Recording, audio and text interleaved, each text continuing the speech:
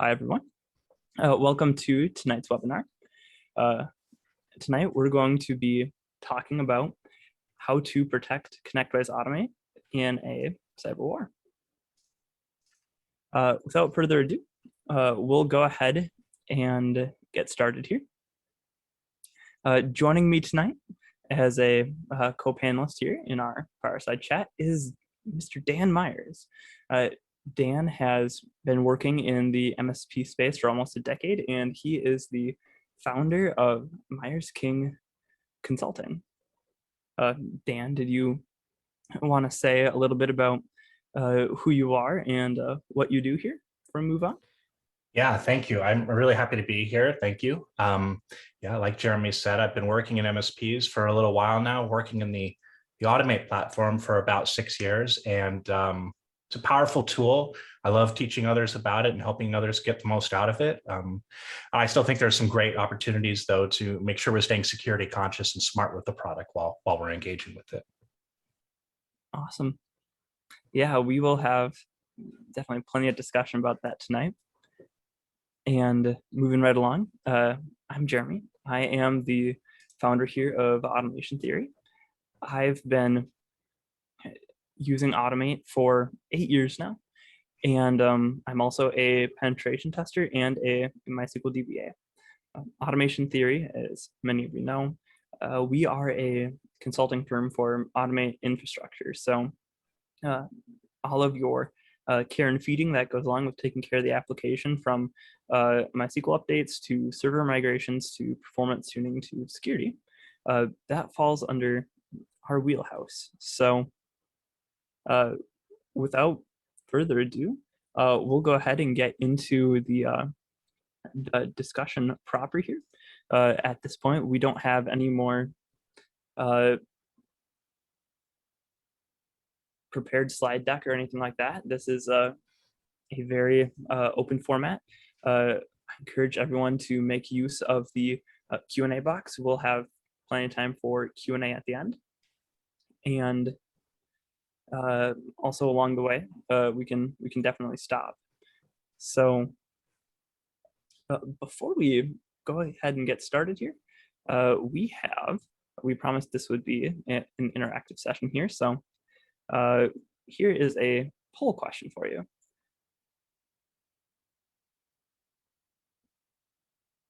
And question here is, have you started to discuss internal Automate security with world events as they are? So give it a little bit more time here. And all right, looks like we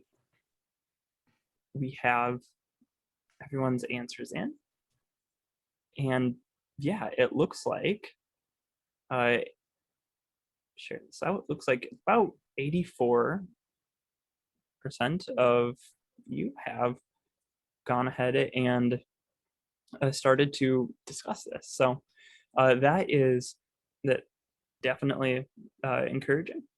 And it's one of those big points where we are right now. It's a very strange time in history where, as IT professionals, we might find ourselves on the front line of international conflicts in some strange sort of way. Yeah, it's obviously unfortunate that we even have to be considering some of these, but I think it does highlight, even before some of the recent world events, MSPs continue to be a target. Things that we didn't think about maybe even a couple of years ago are now forefront, keeping MSP owners honestly up at night, and some of the people implementing these solutions. Jeremy, I know you've been doing some research kind of what threats we are seeing in the MSP landscape in the industry. What can you tell us a little bit about what you've seen in research? Yeah, absolutely. So first and foremost, if you look at what the definition of a cyber war is, because that's a media buzzword, we, of course, in the industry tend to be anti-buzzword. But since that's what's out there, let's start there, right?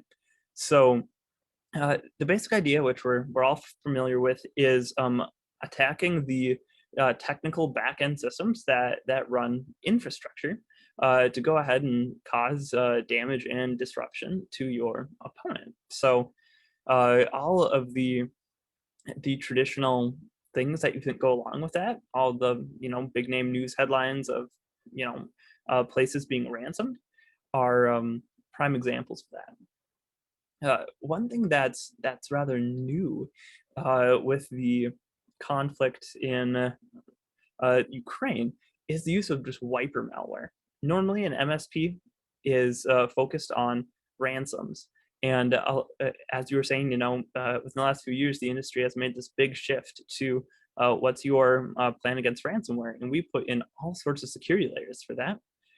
And well, in war, sometimes the end goal is to just destroy. And this wiper malware, it's kind of a new point of view. As an MSP, you sometimes you never want your clients to pay the ransom, but for reason X or Y or Z, sometimes that'd be their only option.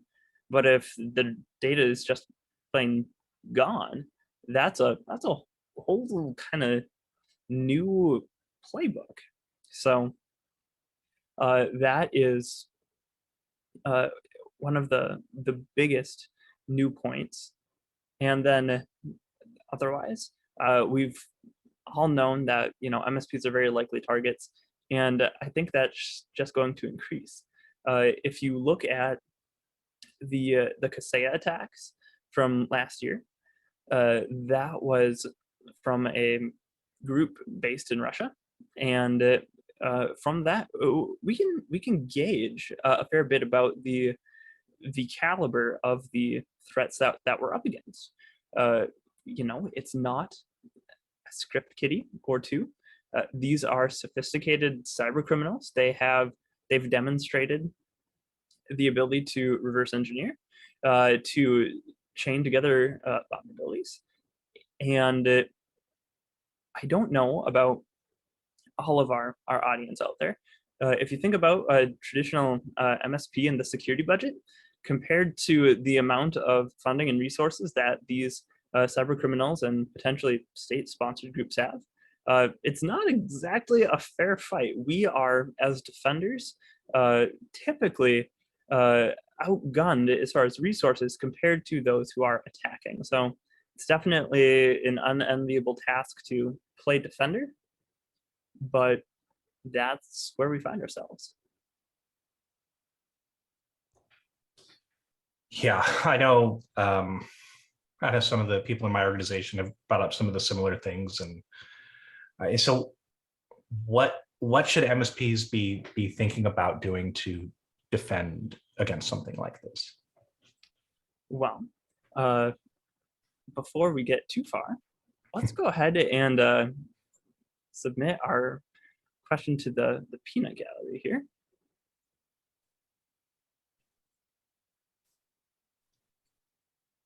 Let's see.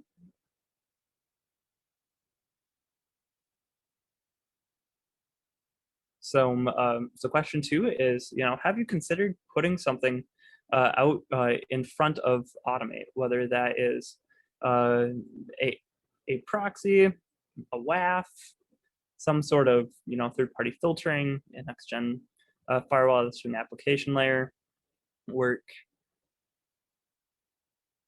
Give everybody a little bit of a chance to get their responses in here.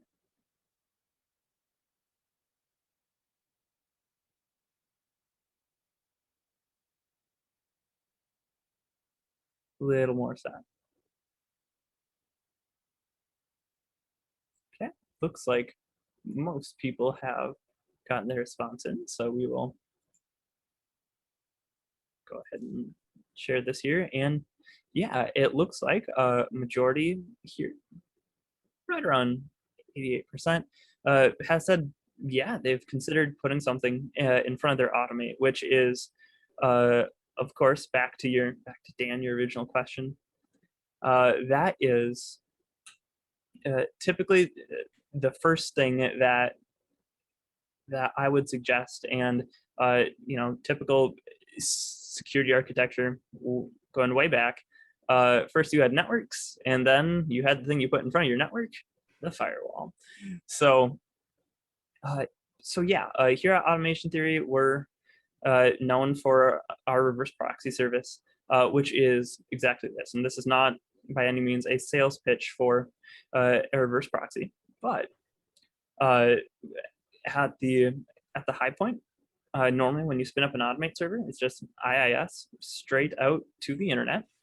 And well, that makes it very easy to enumerate. And, if you go into Shoten, you can find at least 130 Automate servers. I was recently talking with an Automate reseller over in Europe. And over the course of our conversation, if you know the right things to Google, you can find certain MSPs Automate just with a properly crafted Google search.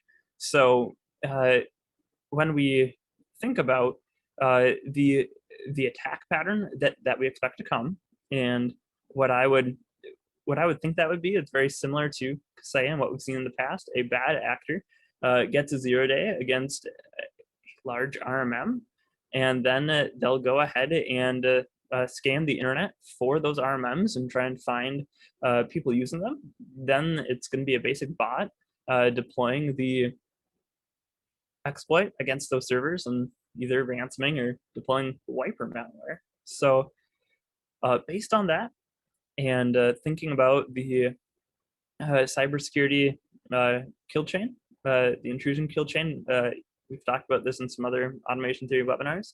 The best place to start an attack, in our opinion, is at the first phase of reconnaissance. I've made this analogy before, that if you look at military armored vehicles, it's armored, but they still paint them camouflage.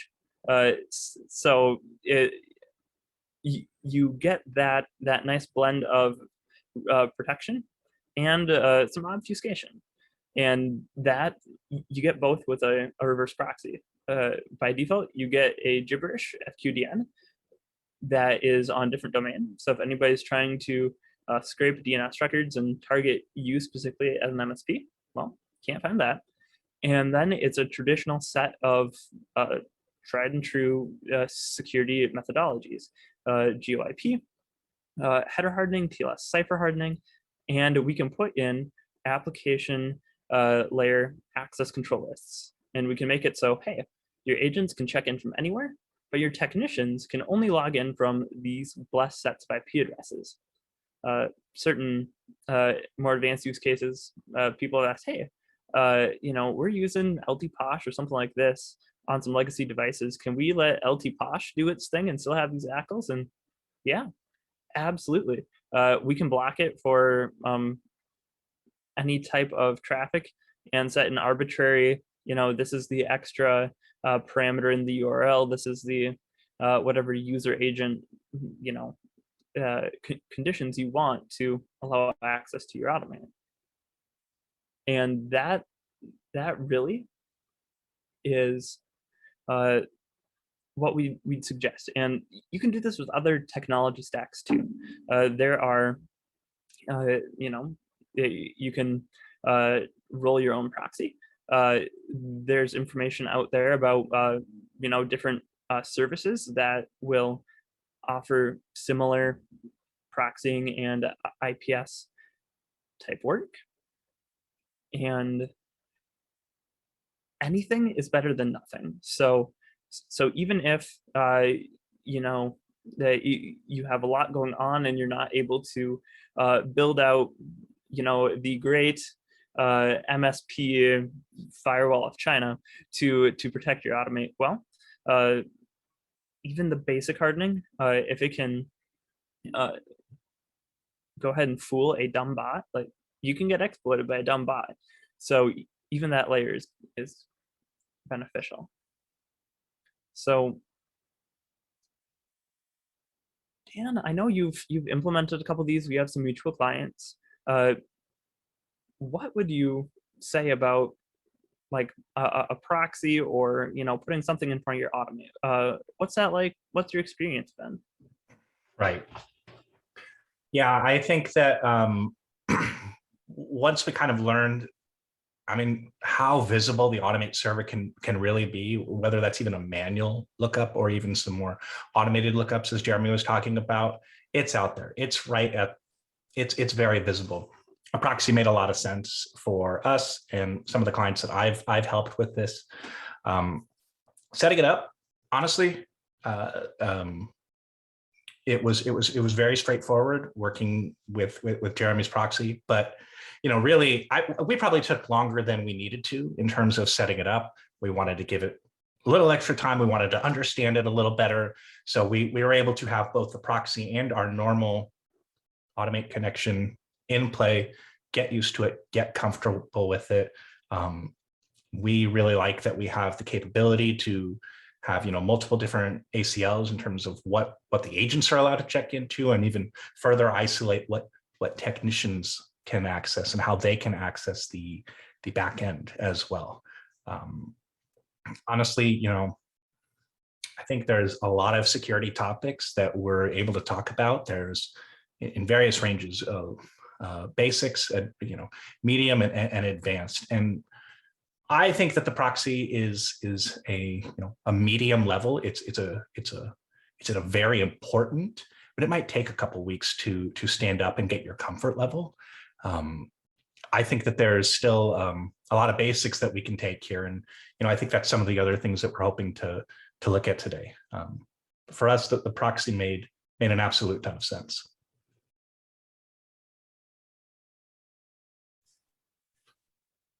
Yeah, and to that point of being that medium security layer, a lot of times people will implement their proxy, and then they'll say, okay, what next? How do you get the most bang for your buck out of proxy plans? And well, you don't. Again, you can implement this with any technology stack. And the thing to do, once you have your access point, is to create, as I like to call it, a choke point.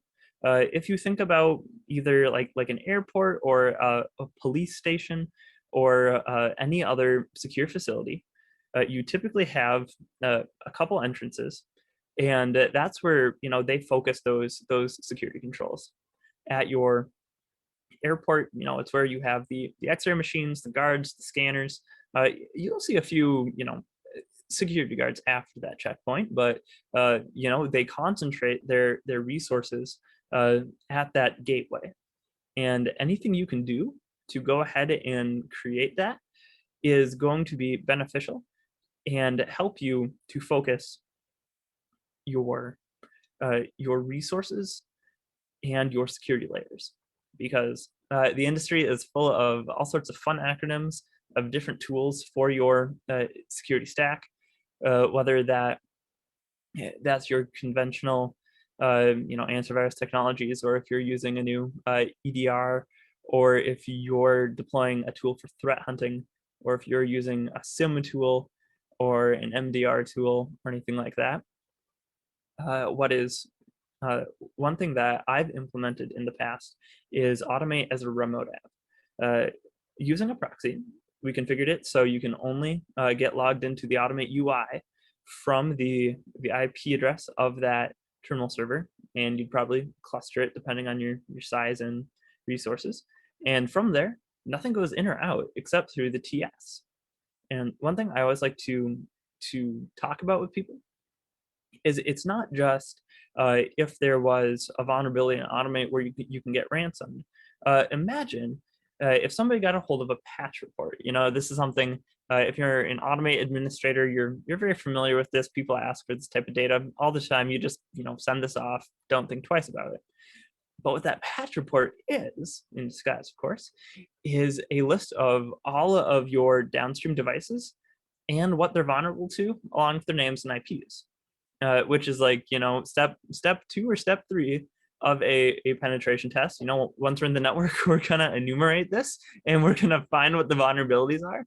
And then once we know that, you're going to go ahead and line up like known exploits with these vulnerabilities. You can use like certain tools, and you can look up Microsoft KB number X, and you can find, what in your favorite hacking tool set can exploit that vulnerability.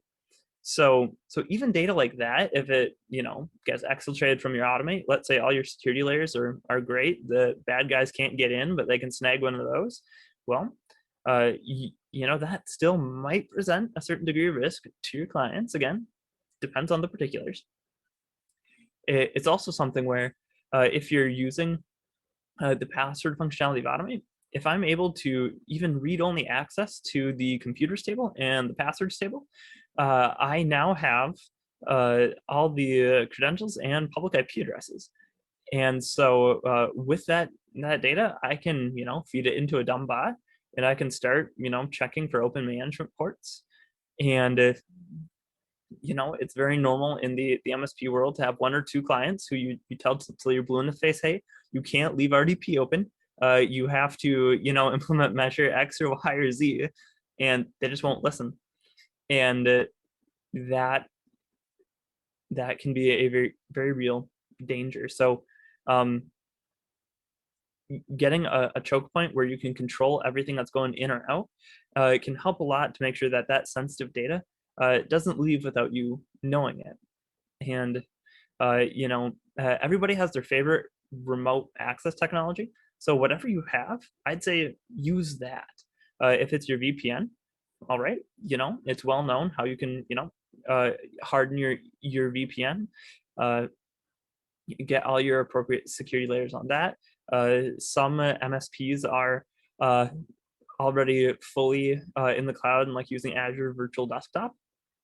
Same thing, that you restrict to that network and you use your security tools and deploy them heavily on whatever's going to access your Automate. And you can make this fit to your particulars, no matter what technology stack you're using. So with that, Dan, I know you have a lot of experience on the application side of things. So besides, Proxy, ACLs to control where we're accessing it from, and deploying our tools strategically from what's, accessing our Automate, what else would you recommend for the Automate on the application layer to make sure it's as secure as we can possibly make it? Sure. I mentioned, there's small, there's medium, there's high level. Look, nothing's off the table when we're talking about trying to protect an MSP today. You might take a couple of weeks to even think internally. You might leave here today and say, the proxy is for me. And you may not be fully on it for 2 weeks. You may consider other internal hardening techniques. I think that there's still a lot of opportunities at the base level to make sure that you're protected. Things that you could do literally tomorrow or over the course of a week to really try and lock down the local service. I think it starts with locking down your Automate server. If you're, especially, of course, if you're on-prem here, you have these capabilities. You should consider items like restricting the internet access or restricting the inbound from who can talk to your Automate server. If you're thinking about the proxy, maybe you're not there yet, but you could still consider geo-IP filtering what connections are allowed to talk to your Automate server. Considering even blocking what can talk out from the Automate server. Internal connections should always be able to get right back out, but there should be no reason that you need to have full internet access where someone may make a mistake, may try and go download the latest patch and just make a mistake, right? Go somewhere that they shouldn't have and, accidentally make your Automate server vulnerable. Not only in just inbound and outbound traffic filtering, but considering limiting access to who in your organization, what technicians can access the internal client, your own client, right? You're all probably hosting your own servers and workstations in Automate. There probably isn't a lot of reason for all of your technicians and all of your company employees to be able to access all of your internal servers and workstations. So There's some good mechanisms in Automate from a permissions level so that you can kind of remove that from the all clients list, remove that from being allowed to have everyone access to. I think that's a pretty good basic way. What are some other methods? Considering there's a property that we can put in Automate that will time out the control center, right? The desktop application. It's probably not a great idea to allow people to authenticate into that. And really, you could just leave it there permanently until maybe the Automate server restarts, or the client may crash a week later or 2 weeks later. For us, we set that at about 12, 13 hours, right? Enough for a technician to work a long shift, work a long day, maybe a little extra, but then the control center will time out and no longer allow you to be authenticated. So basically, technicians would log in at the beginning of their day. There's some of these small things, right, that you may not think of. Someone gaining access to one of your tech's laptops, someone gaining access inside your network. On that front, we should be restricting MySQL access internally on your LAN. Or if you're even going to consider putting your Automate server on its own VLAN. There really isn't a whole lot of reason, unless you're maybe an administrator and you can work from a single IP address, that you need direct MySQL database access. Lock down those ports internally is a really great way to already enhance just some basic security measures. But it's not just network architecture. It's even like the actual Automate user accounts that your technicians may use.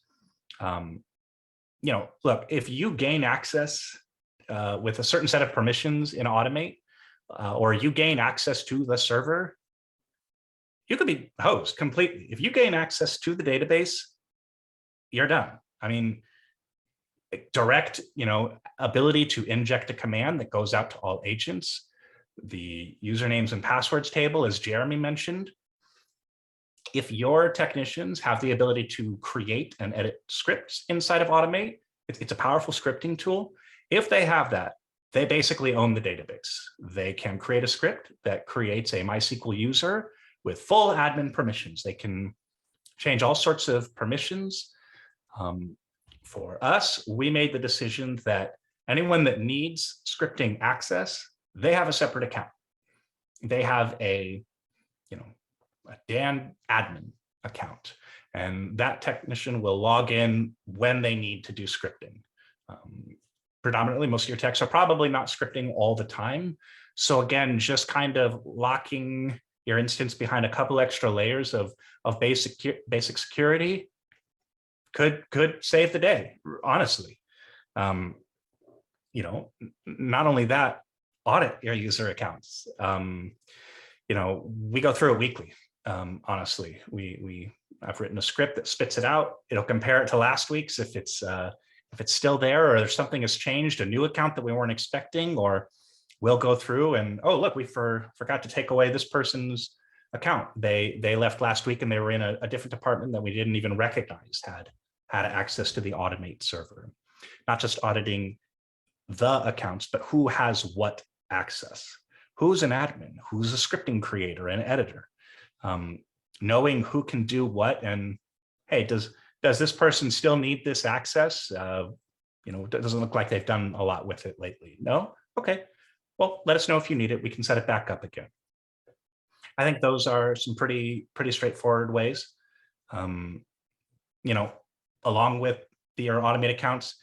Look, I recommend, thankfully, Automate is now MFA required, out of the box. You have to have an email connector set up, or you can't update to that update, or you can't even install and set up Automate anymore without having that type of capability. I recommend, though, using a TOTP, like a Duo or a Google, instead of that email reliability. You don't want, if an email address is compromised, you don't want them to be able to, at that point, basically have single factor, right? They're going to get the code and be able to type it in. Some of these are wild scenarios that you may think won't happen, but I also think that, I think they can, actually. I think that the target grows, but I think that some of these that we are suggesting can be taken with relative straightforward implementation. I think there's two main other areas I'd say are important to consider and think about. One, stay up to date. Stay up to date with Windows updates, stay up to date with Automate updates, or at least, don't wait too long anymore. I think 2 years ago, many people would have agreed that staying a month behind of patches is the right thing to do from a usability standpoint. I don't think we really live in that world anymore. And I think, thankfully, the vendors that put out updates, Microsoft, Connectwise, I think they've done a lot better of a job at making sure there's some stability. Almost every patch I hear has some measure of a security update in it nowadays. I'm not saying you have to go out there and install the latest patch that just came out 6 hours ago, but I wouldn't leave it past a week at this point. Keep your ear to the ground in the communities, of course, right? That's smart. But if there's nothing egregious, it's time to update, I think. I think that's just absolutely critical today. But the last thing I think everyone should do regarding security is prepare for an incident. I think a lot of people are no longer questioning if, but when. What happened to Kaseya could have just as easily happened to Automate, honestly. And, there very well may be an Automate security issue that happens in the next year. Planning for this type of contingency will make you ready. What are you going to do? Where are you going to pull the fire alarm, pull the plug? Who's going to handle what in a situation like this?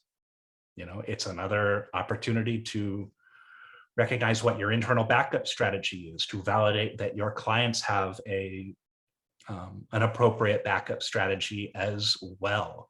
I don't think, we can do all the security levels in the world, and whether the product has an unknown vulnerability or just a mistake happens, I think the stakes have never been higher. So I think it's really important to basically prepare, do the best you can. I mean, I don't think security ever stops. I think, some of the things that we've talked about and outlined are great places to begin, great places to advance to. If you've done some of these things, we could keep going. There are, honestly, Jeremy and I could probably go for another hour and talk about some very obscure, some very technical and niche and great ideas.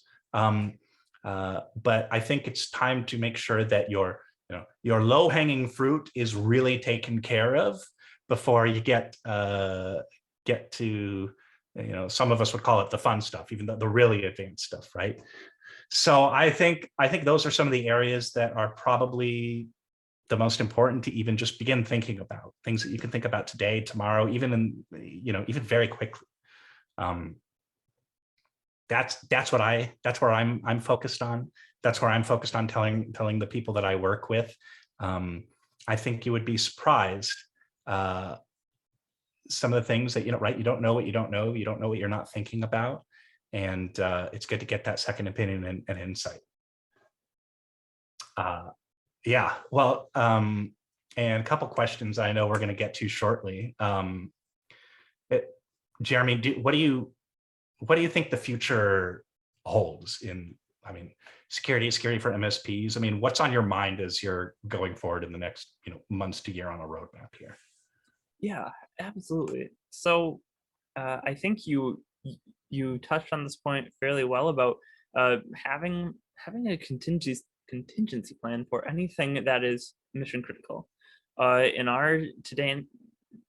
In today's day and age in our industry, we're using a mix of on-premise applications and SaaS-based applications, and everything to one degree or another is highly dependent on internet connectivity. So there could be instances, if you think about back to our definition of cyberwar, there could be interruptions to internet connections, whether that is like a software DDoS attack, or if conflict escalates to the point where undersea fiber optic cables are being cut, or satellites are being shot down. uh, uh, the Starlink service that they actually put out information about, we think our service is going to be targeted in this conflict. And to me, that's just kind of telling that uh, we should have a backup plan.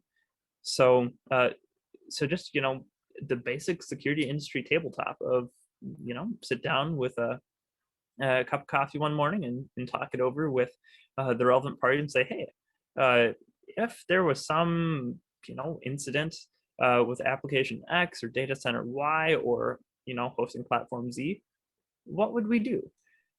And in that process, look for one big thing I would call out with that is look for circular dependencies. Just as a fun example I have experienced, Duo is a very popular MFA application, and a lot of us will use Duo to MFA our documentation system. Now, if you have a data center outage and your Duo DAG goes down, well, to get into the data center, you need the credentials that you stored in IT Glue or your documentation platform of choice. So all of a sudden, you have a circular dependency. You can't get there from here, and you're kind of stuck in finding creative solutions to get your MFA back online so you can get in and continue recovery. And being able to spot things like that ahead of time is going to be huge in an incident. Yeah, one thing on the contingency aspect, just start doing something. Don't let perfection be the enemy of good. Just putting it in writing, like even the basic premise. Who would I talk to? This guy will know what to do.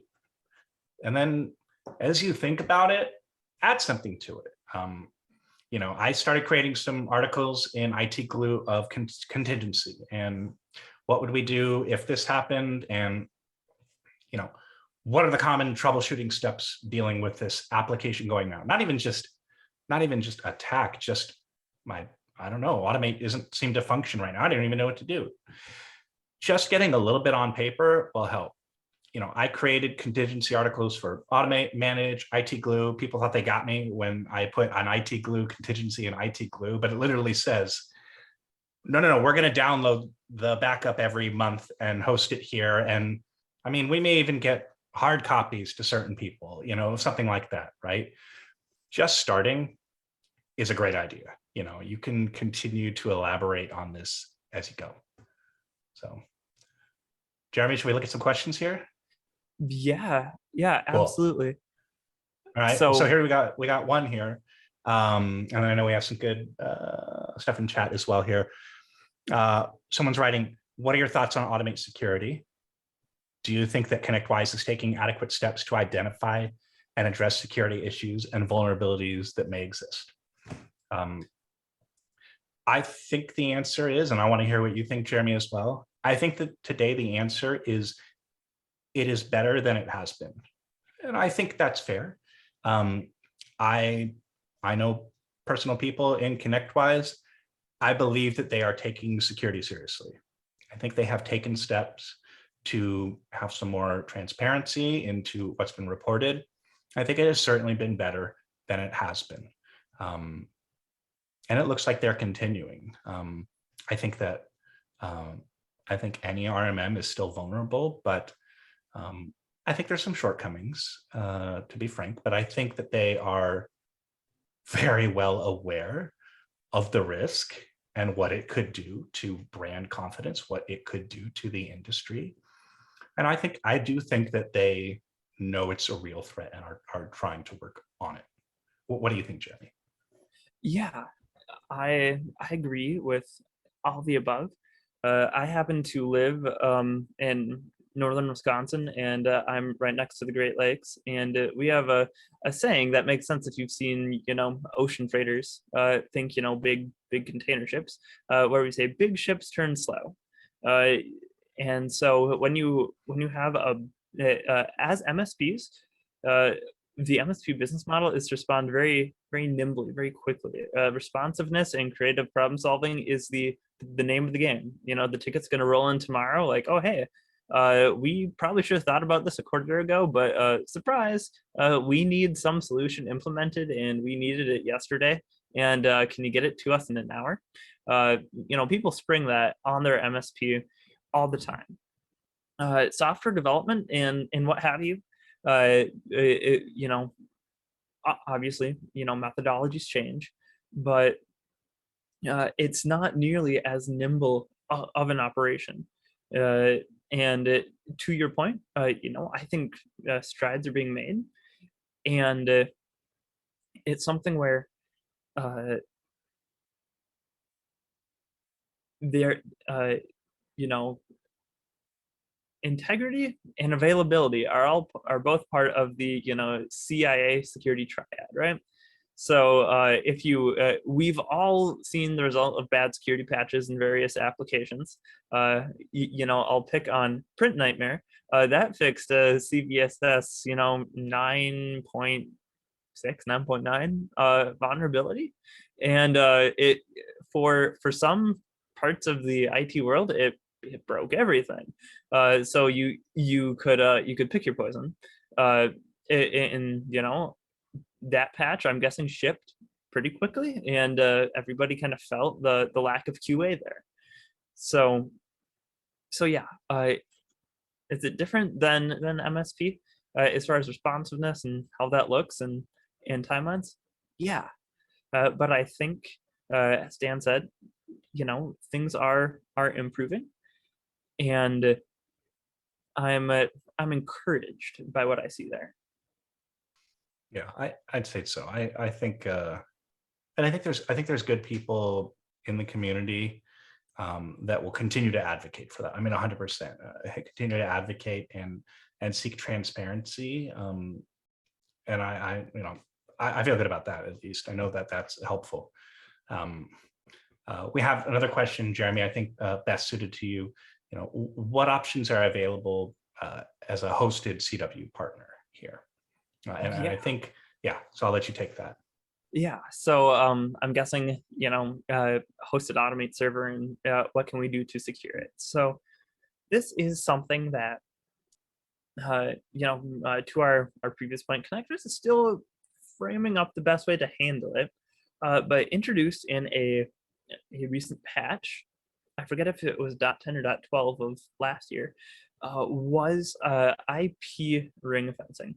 So what you can do in Automate is buy application pool or buy site in IIS.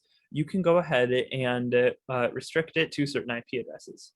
Now, obviously, as a hosted partner, that server is still being controlled by Connectwise, so you'd need to request it, and they are working on figuring out an elegant way to do it. They understand that it's something where when this request comes in, it's an important security request to ACL this server, and they want to do it right.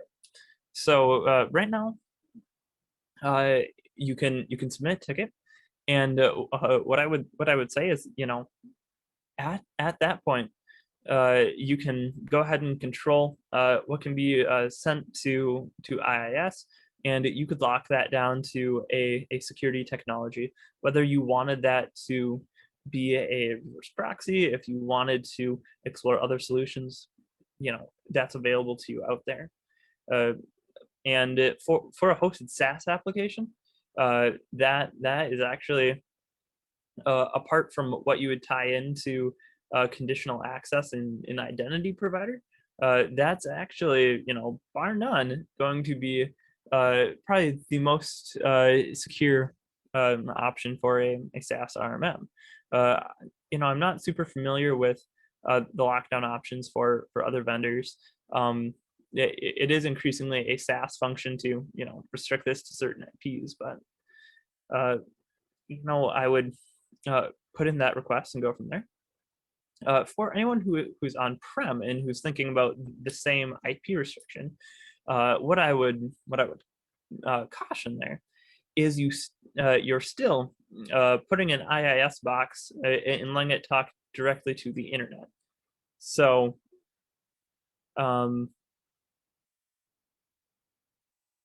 with that, it's always better to put something in between there, just so you're not completely showing your hand. Back to what Dan mentioned earlier about it can be horribly obvious that this is an Automate server, especially from the connection pools you don't ACL, because you're ACLing that inside of IIS, and you're obviously not doing all of IIS. So right, and at least on that side, for a hosted partner, we can still do we can do a lot of the same security things of the CWA accounts, though. I mean, there's still a ton of value, I think, in making sure you have the accounts that are in only have the access that they need. Your scripting accounts are kind of locked down, maybe even separated. You've got good 2FA set up. You could even look at making sure you don't have old agents in your Automate. Maybe this agent hasn't checked in for 150 days, or making sure you don't have old clients in there. I mean, some of the basic hygiene that some people may think is just being done automatically by Automate, or that they just haven't even thought of. Good to just keep that basic hygiene policy, whether you're hosted or on-prem. So, all right. Well, does anyone else have any other questions that we'd like? Just for reference, if anyone wants to chat afterwards, we'll turn off the recording and maybe have a couple, some time to open it up to anyone that's interested. But in the meantime, we thank everyone for joining. Absolutely. Yeah. I'd throw out that Dan is the rare unicorn of an Automate consulting firm that is accepting new clients, and so that I know a lot of other experts in this space can they are filling out capacity. So I see we both have with that we have new questions in both chat and Q&A. I'll jump on the chat comment first, which is a continuation of beyond just Automate, but things like IT Glue or Hoodoo or Boost. So as far as securing your SaaS applications, I'll reference back to what Dan said. There are certain things that your SaaS vendor, as part of the SaaS agreement, that's the value you get out of it. You're not needing to maintain the security patches on that server. You're not needing to control where it's where you can access it from, and is someone trying to brute force the credentials and monitoring for all that. That's what you're paying your vendors to. But beyond that, real basic hygiene. Products can change over the years, and there are a lot of times where you might go ahead and enable an integration when you're doing a trial of a product, or doing an add-on module, and you realize, this just isn't what we were looking for. The trial wraps up, and in the MSP world, it's on to the next fire, the next rock. You're an EOS shop, the next client emergency, and certain things just never get cleaned up.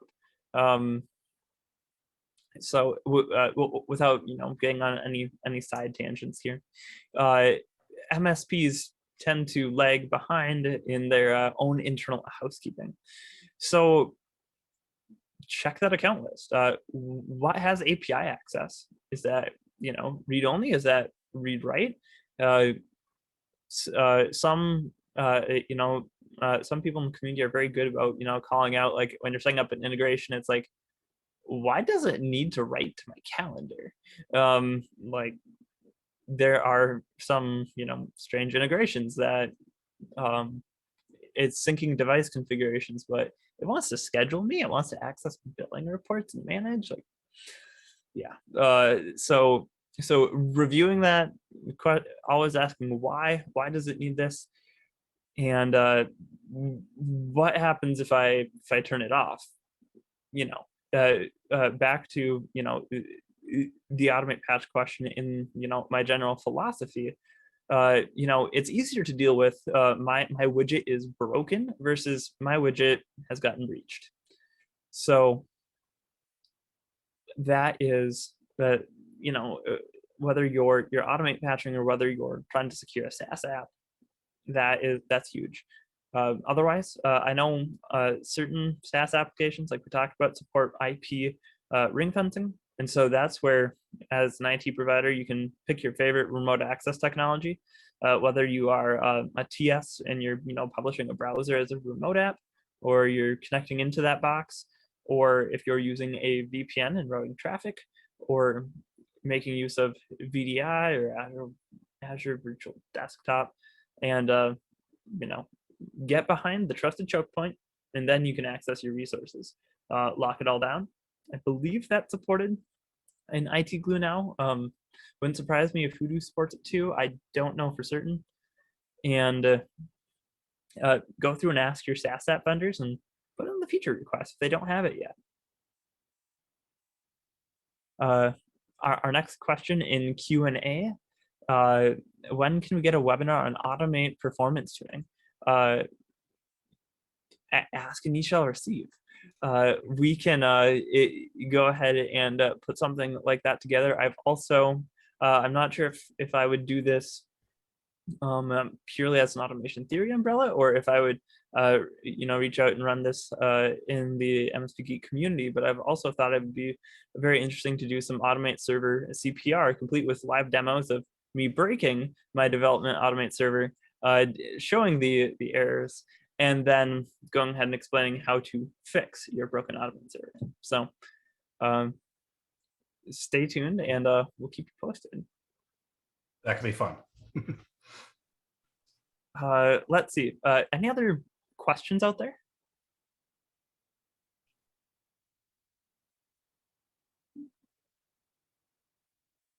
Yeah, and if anyone wants to stick around here after we close up shop, like, feel free. I'd be happy to. We could probably talk for the rest of the night. Yeah. With that, I'll mention again, we are recording, and this will be uploaded after some light edits, and you'll be able to track this down.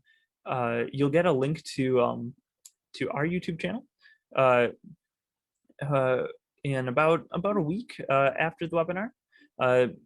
I know Dan is also going to upload this as well, so you should go ahead and follow him as well, and make sure you don't miss any of his stuff.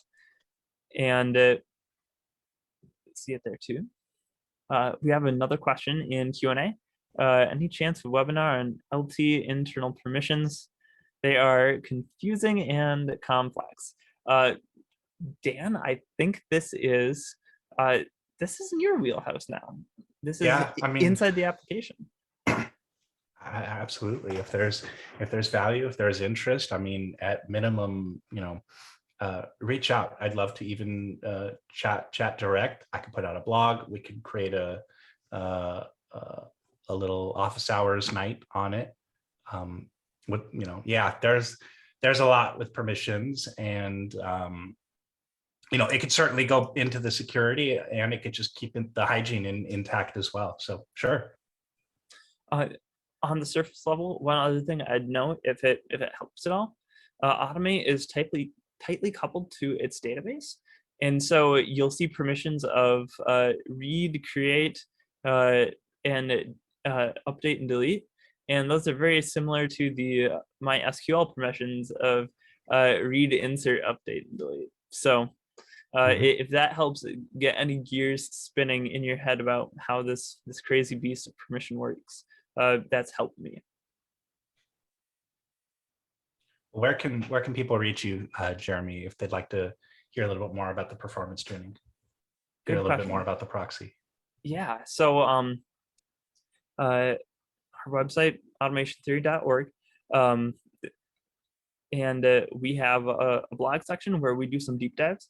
And there's a decent amount of information about, we have a full blog post on how to tune IIS. We have our documentation is all open out to the public. And so if you want to go ahead and, see our guide on, what should disk queue length be for your database and how we adjust that, is out there. And otherwise, you can find trials of all of our plugins. And we do a 30-day free trial of our proxy service. So you just kind of pop in your name and email, tell us you want a proxy trial. We'll spin you up an appliance. No questions asked. We'll walk you through the basic implementation. And after 30 days, we'll circle back and say, hey, have you gotten all your testing in? Is there any other remaining questions in your mind? And yeah. Nice.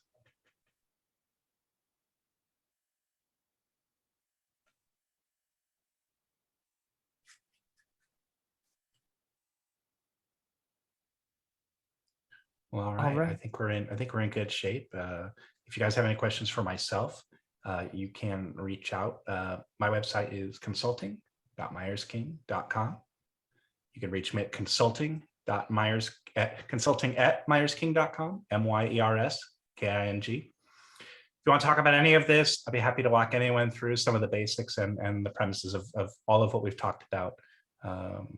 Yeah, absolutely. Very cool. Well, thank you all for coming, and we hope to chat with you soon. Great. Thanks, everyone.